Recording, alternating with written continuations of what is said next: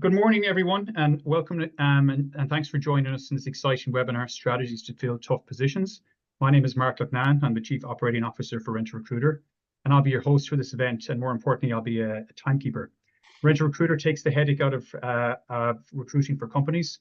We work from small HR teams to large talent teams, and we embed our recruiters in organizations as recruitment as a service, RAS, to reduce cost and time per hire. I appreciate everyone taking the time out of the busy schedules to join us today. The group here is mainly made up of HR and talent acquisition professionals, and you're all welcome. Our goal today is to provide actionable strategies to fill challenging positions effectively. We have a fantastic lineup of speakers in Tara, Alan, and Tom. Each of them brings a wealth of knowledge and experience in talent and recruitment, and we're incredibly fortunate to have them with us, so thank you very much for joining us. We structure the webinar in a very specific way because we're trying to be as practical as possible. So it's going to cover 4 key areas: something free, strategy or tools that can be implemented without any cost; something quick, a quick win solution that can yield immediate results; something slow, more time-intensive strategies that offer significant long-term benefits; and then something with a cost, which is an investment in tools or services that can greatly enhance recruitment efforts. So again, it's a lot to get through in 30 minutes, but bear with us and we'll do our best. Before we start, just a few housekeeping rules. We're trying to keep the speakers for each section to about 2 minutes, and it'll take about 24 to 30 minutes to kind of get through all the insights. Then we'll open the floor to a Q&A after, so you can ask any questions. And lastly, the webinar is being recorded, so if you have to leave or have to go, you will get a recording of the webinar. And also, I'm planning on creating a strategy guide, like a white paper, after this conversation, which you'll also get a copy of at a later date. So let's introduce the speakers. First up is Tara Connon, who's with us today. Tara has over 19 years working in SaaS, recruitment, and retail brands. Tara has consistently demonstrated excellence and innovation. She was recently, I'm going to embarrass her here, but she was recently honoured with staffing MVP for the UK and Ireland Q1 market here. And just to give you significance to that, she works to recruitment agencies, and we always think we know better than most. So the fact that she's doing so well selling to agencies tells you a lot about how good Tara actually is. Currently serving as a senior talent director at LinkedIn. Her previous roles are a mix of marketing, digital marketing, and business development and marketing manager roles. So she has a great mix of experience for this conversation today. So thanks very much for being with us, Tara, here. Secondly is Alan. Alan is an experienced sales and account manager with Indeed. He manages high volume and high value sales with a focus on recruitment industry, a proven track record in client management relationships and business development sales to multinationals and SMEs across multiple sectors. He also has come from an agency background, the same as myself, Sigma and CPL. So nice to meet you, Alan. And we're really delighted to have him on the call because I think Indeed is a big platform as well. So it's great to get insights from that on this call too. And last but not least, we have Tom Bentley. Tom started with Kingspan actually this week, so congratulations, Tom, on the new role. But Tom has about 20 years of experience working from initially recruitment agencies to in-house with organizations such as Dell, SAP, and Fitbit. He loves building teams and working with recruitment strategies and developing company culture with hands-on approach to a focus on DEI. As head of EMEA recruitment for Fitbit, Tom was fundamental in their EMEA growth at the time. And he's also, just a caveat, we have worked together, myself and Tom, because we worked with eShop World, which was the last company he was working with as well. So we've been working together for about 11 months on that campaign. So it's great to have Tom on this call, and I think his insights are going to be very, very valuable to this webinar. So that being said, let's just jump straight into it. The first topic is something free. Tom, I have you first on my list, I suppose, like that. Do you want to kind of hit us with your something free, I suppose, for the webinar group? My something free is something very, very basic. Respond to candidates. Okay, I've been in the situation, as Mark was just saying, where I'm starting a new job this week, where people have reached out to me, and then 6 weeks before they come back to you again, or you've applied for jobs and get no response. Sourcing people is tough. Finding people is tough. Burning through pipelines is a waste of talent. So please, even if it's a no, just go back to people and say no, because I think people need to know. Oh, appreciate that, Tom. Yeah, I think it's a very valuable thing, and I think a lot of the time, I know people on this call will feel like it's so hard. The volume sometimes can be an issue, right? You know that too. Yeah, no, I appreciate that. And even if there's a high volume, prioritize. Work on the roles that are most special at the moment, so you can actually get through those pipelines, so you don't waste people's time. No, thank you. Thanks for that, Tom. Alan, I have Indeed up next. So what's your free bit for us here? Yeah, cheers, Mark. I suppose the free Indeed account, which is open to everyone, and I'm sure most people have utilized it. I hope they have anyway. And there's a lot of tools, not just the free job post, which is a key tool because obviously getting your hard to fill roles out there, but the tools that are attached to it, such as our hiring insights, which can help you understand why, if you haven't been advertising a role, why you might be struggling to fill it. There's a lot of good information there in terms of salary bands, keywords that people are using to actually find these jobs. So it's just, again, it's as Tom says, it's a basic tool, and but it's part of the whole Indeed process that we have. And again, the more visibility you have on your hard to fill roles, the better. And again, utilizing those extra tools that we have to better target those candidates as well can only benefit you. That's a quick question on that one, Alan, only because sometimes a lot of the companies we're working with say, and some people on this call, their organization might be so small that they're not getting the shiny account manager helping them out on Indeed and all that too. Is all that information on your website to find, like all that? There is kind of guides there, isn't it? I know from looking at it myself before on how to utilize and understand all this back end information on hiring insights and all that too. Is that correct? Yeah. Like I'm in Indeed 6 years and I'm still using those guys to find certain things because we run beta tests every second day. Sometimes it feels like, but no, there's a lot of information there. The hiring lab, and we've just released a new one last week. That's been opened up by our economy team in the UK, and I just can't think the name of it. It's that new. But there's a lot of information there, and if you create the free account and go into it, it's actually all down the left-hand side when you look at your screen, the options to link in with every different tool that's available. So it's very user-friendly, and it's built to be user-friendly, that if you aren't one of these bigger accounts looking at a dedicated account manager, that you have ready access to everything you need. I appreciate that. Thanks so much, Alan, for that as well. I'm sure there'll be some questions on that as well. Tara, we have LinkedIn to you for this. What's your free bit of information for us? My free bit of information is your LinkedIn company page. So when you set up a company on LinkedIn, LinkedIn give you a free company page. And the benefit of that for me, I'm going to go down a bit of a digital marketing route, is LinkedIn and all the company pages on LinkedIn are search engine optimized. Meaning that if somebody was to Google your company directly, LinkedIn's probably the second result. And why that's important is when you're trying to provide an excellent candidate experience, if candidates land on your website, websites don't tend to change that much. They pretty much remain static from year to year. But if you wanted to give candidates a living, breathing, heartbeat version of your brand, they can check it out on LinkedIn. So at scale, you can showcase what it's like to work for you guys through rich media, all your jobs, all your content. And at LinkedIn, one thing we do have is a lot of data, and we do have data to show that when people become engaged with your brand, there's a higher probability that they will convert into a lead, in the hiring funnel process. As well as that, when I was doing the recruitment for my old construction group, I spent ages trying to get people to subscribe to my newsletter on my website. I used to get my website heat mapped, basically showing where all the time it was clicked, and then cold where nobody went on the website and nobody went on my subscribe to my email newsletter button, right? And I was thinking about that as an end user. And one story I tell my customers is I'm a prolific Zara shopper. So every time I buy something from Zara, I get to the point where they want me to opt into their email marketing. And God forbid, I don't want to opt into email marketing from Zara, even though I'm happy to follow them on social media, on all their social channels, right?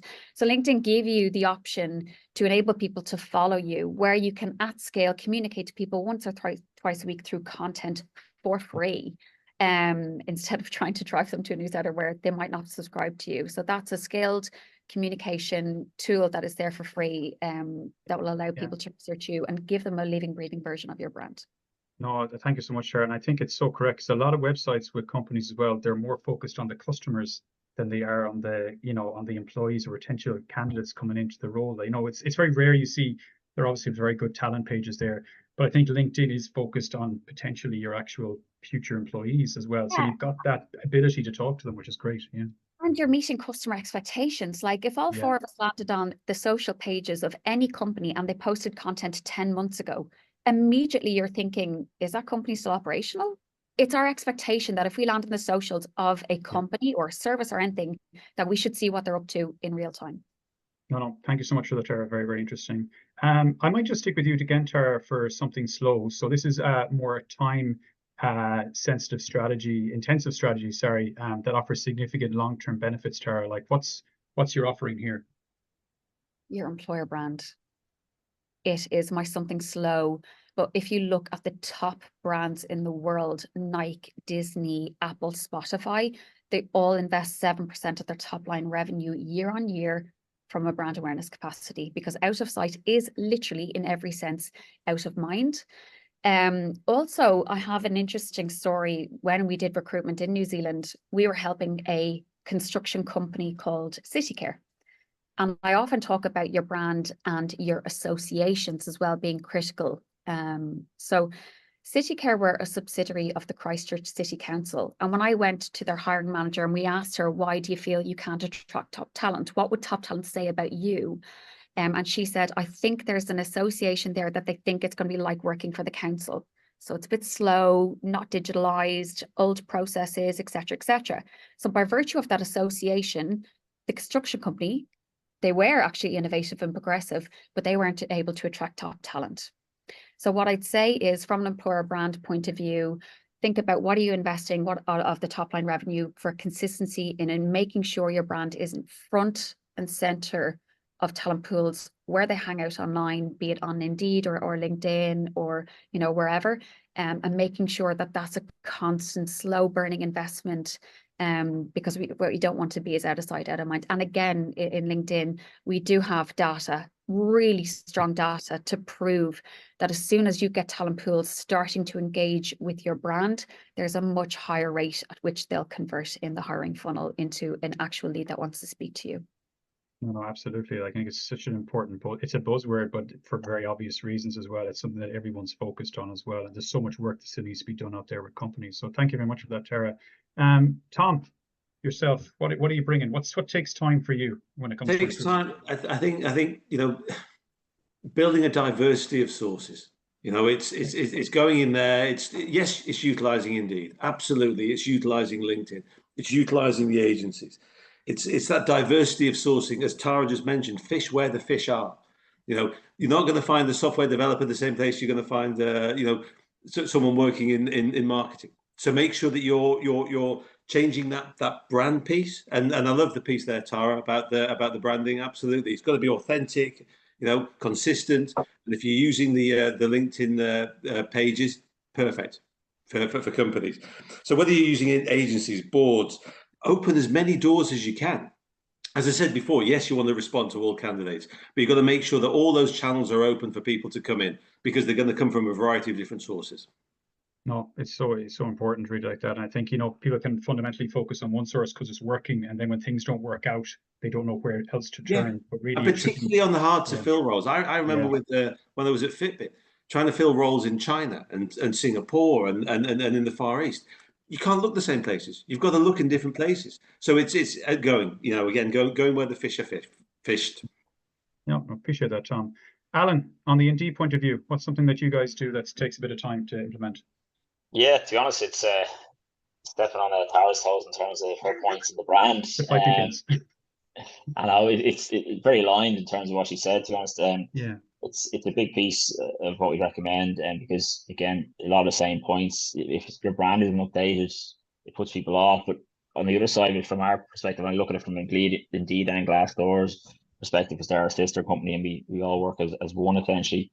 But from the review piece and the engagement of job seekers or current employees on your brand, and how over time you have to build up that engagement.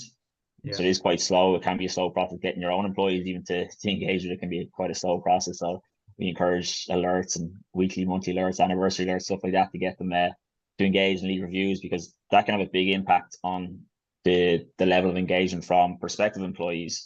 Like I think actually a couple of funny points where Glassdoor and LinkedIn have pretty much the same data in terms of the actual cost savings for hires is about 50% less if you actually invest in this piece on your brand. And then overall, about 83% of candidates and job seekers will actually review a company and look at companies' reviews to say before actually following through and committing to engaging to interview. So it's such an important piece to have up to date, showing a day in the life of and why you'd want to work there in the first place, especially with the opportunities out there. There's so much competition for talent now that they've always got options. So you want to make sure you, not necessarily stand out, but you have a good, honest picture of yourself with your brand.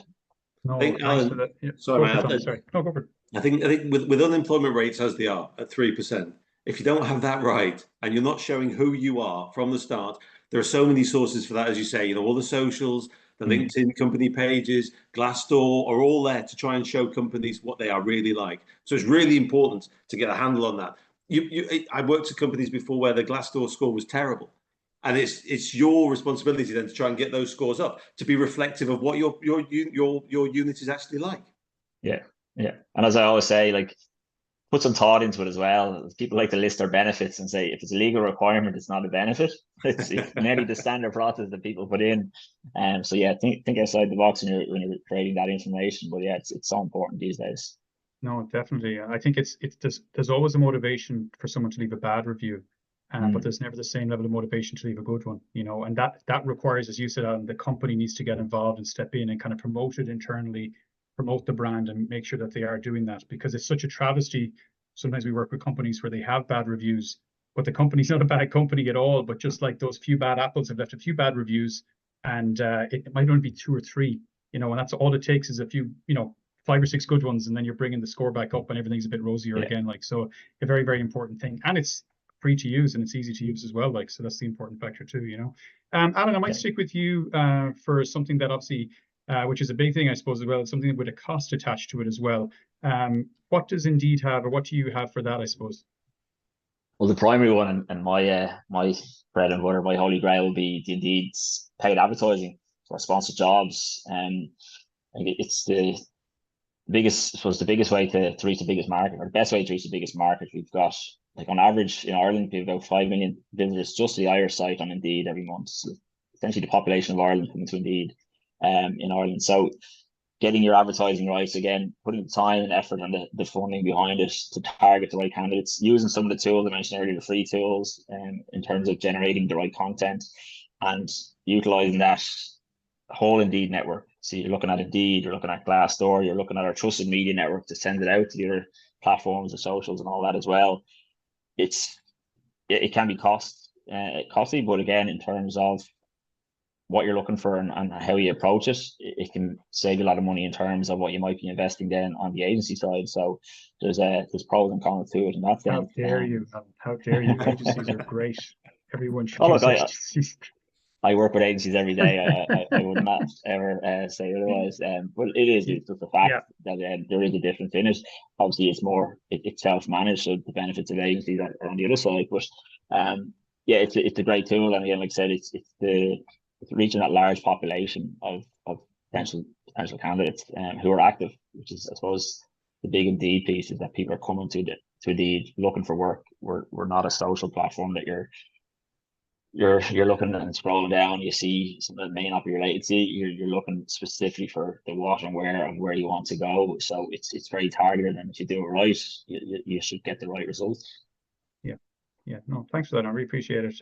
Tara, for yourself, I know you've got a piece as well on this, like, for LinkedIn's point of view, like, what, you know, do you want to talk me through that?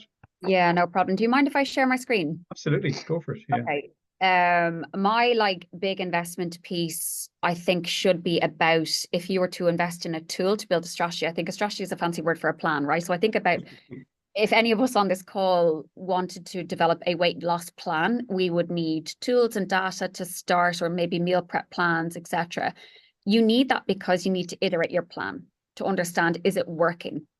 So LinkedIn Talent Insights would be my intelligence plugin, that if you hired me in the morning to recruit for software engineers and you told me to devise a plan on it, I have just literally plugged in the job title software engineer in Ireland. So number one, I can see the size of the talent pool available to me. This is all clickable data, which I won't go into. I can see who I'm competing with. So what companies out there are currently advertising, so therefore they're front and center in front of software engineers right now in Ireland.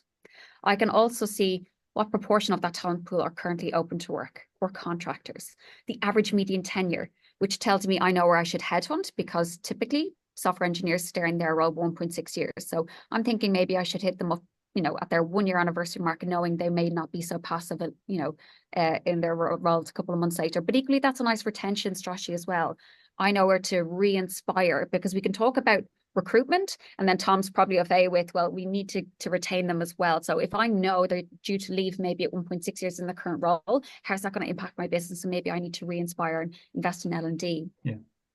Equally, this tool goes into migration trends. So if the role can be visa supported and you cannot get the talent pool in Ireland, we can see where Ireland has, in the last 12 months, gained its software engineering talent, which is incredibly intuitive. Also on migration trends as well, if you are in a particular industry, so software development, I can use this tool to select my industry. So on this call, we might have people from travel and tourism, retail, whatever it might be, but you can select your industry and understand, is there migration trends of software engineers coming into our industry, or are we losing them? And if we are losing them, why is that? Is it a salary thing? Is it they offer better benefits, as Alan kind of alluded to, benefits packages? And then finally, again, leaning into my digital marketing background, it's very important to understand how talent pools are hearing about my brand. Now, my brand, this is my tool, so my brand is LinkedIn.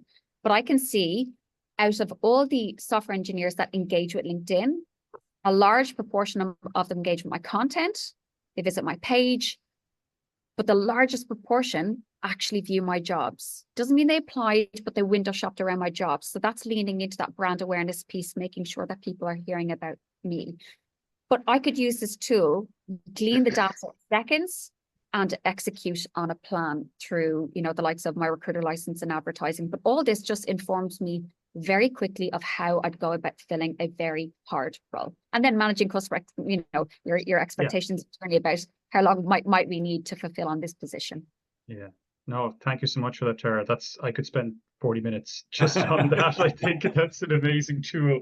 I want to get my hands on it. I'll talk to you after. Tom, with yourself, to finish up on something with with the cost, like what do you have in mind when it comes from your experience as a talent director, I suppose, like that? What do you bring to the table? I think certainly similar to Tara, it's getting the tools in place. It's either implementing or optimizing your ATS to make sure that you're using them properly. Take 2 steps backwards to make sure that your processes are in place, to make sure everything you need from, automated responses are there, the contracts are there, everything is there in place for you to be able to use that properly. And then whether you're using Gem or Calendly, one of the biggest time wasters that recruiters have, you want recruiters to be recruiting, not doing administration.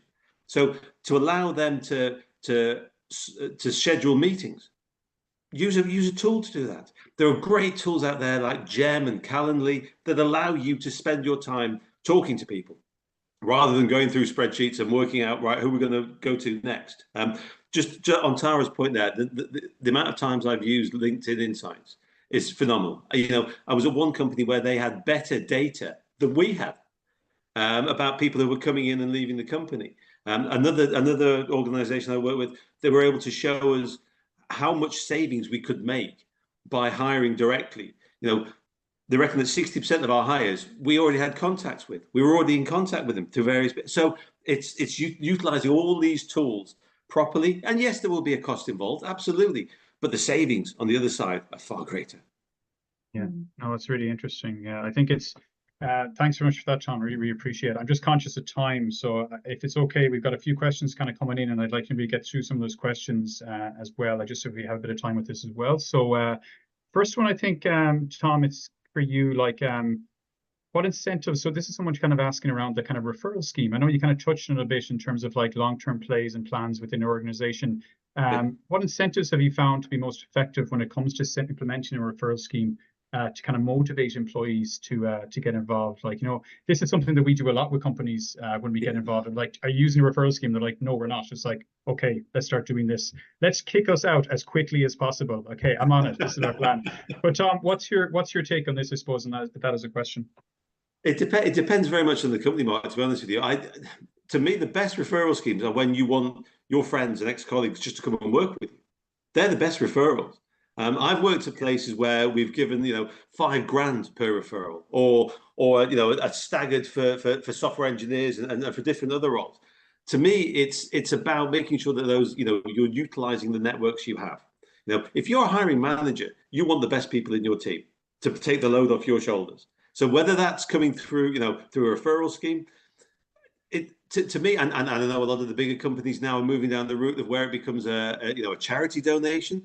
To me, you know, salespeople tend to. I remember working in one organization where someone referred 60 people to me. Now, they weren't referrals; they were just people's LinkedIn addresses, and it was a kind of, okay, that's not a referral, is it? It's making sure that it's what fits for your company. Yeah, for those harder to fill roles, yes, sometimes you're going to have to spend money on it, but it's still going to be cheaper than wasting time going through agencies, doing the sourcing yourself, if you can get those good referrals through. So again, you know, it's probably not answering the question, Mark, but I think it's utilizing what's going to best be authentic to your company. The best referrals, as I say, are the ones that people just want to work with again. Yeah, I think it's so interesting, and it kind of brings back that everything is revolving around employer branding, right? 100%. It's unbelievable, really, like that, because it all comes back to that. If they want people to want to work with them or their friends, you know, like that's the thing too. And if you're spending thousands of euro or even as much as nearly agencies would spend in costs, it just becomes like, okay, what else are we doing wrong that our referral program is still not working? So it's always look inwards, basically, is what you're saying, to make sure it works correctly. Tara, this might be a good point for you because I have a question on employer branding for you. Okay, so I'm conscious of time, but I'll let you know, what steps can an organization take to start building a strong employer brand if they're starting from scratch? And I suppose it's a big question, but I guess maybe from a point of view of like, if you're a smaller company, like where do you even begin? I guess like that. It's different with the bigger brands. They've got money to put behind them, a marketing department. So, but if you're a small company, where do you get started with this? You start with LinkedIn, of course, but like after that, you know.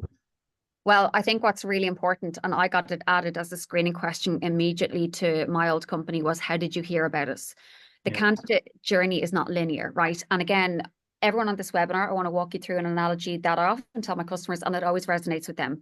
I'm buying furniture at the moment because I bought a new house there recently. So my search might start on a search engine like Google, furniture, right?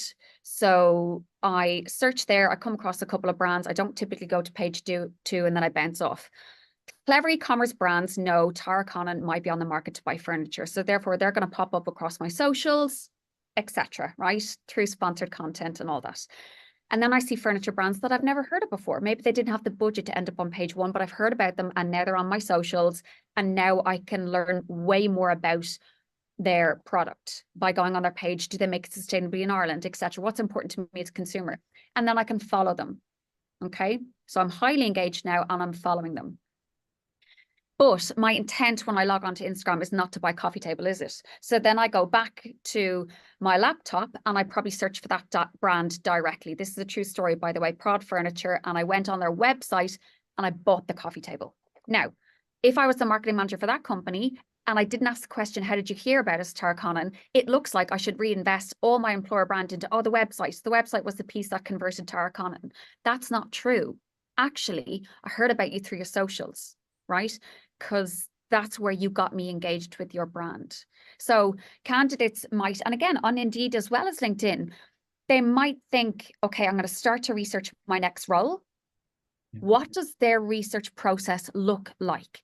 Do they use Google? Do they use job boards? Do they use LinkedIn or other socials? Do they use, like Tom alluded to, their own network? It is not linear. So how the candidate comes into your marketing funnel might not be how they've heard about you in the first place. So you need to ask the question, how did you hear about us? How did you hear about us consistently? Because that's where you should be tripling down, because you can see that they're hanging out in that place online and we can engage with them at scale in that place online and again, get them into our funnel and get them converted. But I think that, like, I know that's not really answering your employer brand question, but that's where I'd fundamentally start, is understanding how do they hear about us, because we can't send one email to a candidate and expect them to respond and that's the job done. That's never the case, as we all know. It takes 8 to 10 marketing touch points consistently for even a message to land and resonate, right?